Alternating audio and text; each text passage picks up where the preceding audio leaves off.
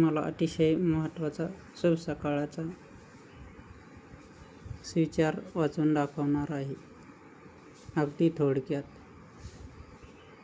सुविचार. फांद्या किती लांब गेल्या तरी आधार देणारे मूळ एकच असते. तसेच आपण कोठेही गेलो तरी कुटुंबाची साथ नेहमी आपल्यासोबत असते. स्पष्टीकरण. अर्थातच हे वृक्ष हा फार मोठा असतो, मात्र मूळ त्याचे कुटुंब असते.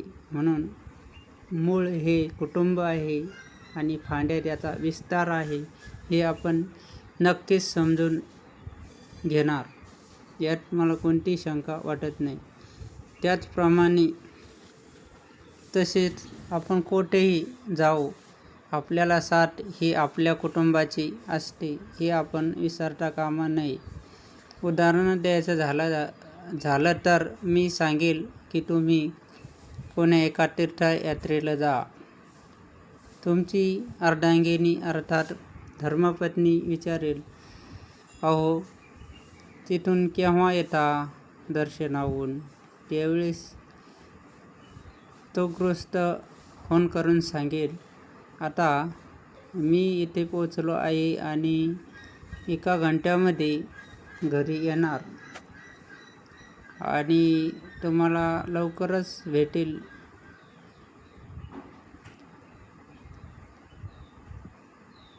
गृहस्थाच्या धर्मपत्नीचा विचार असतो की आपले पती लवकरात लवकर घरी यावे आणि कुटुंबाशी संवाद करावा, असं तिला सांगायचं असतं.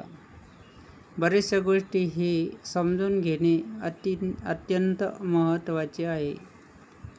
कुटुंबातील समस्या ह्या दोघं मिळून सोडवायच्या असतात, हे मात्र खरं. कारण साथ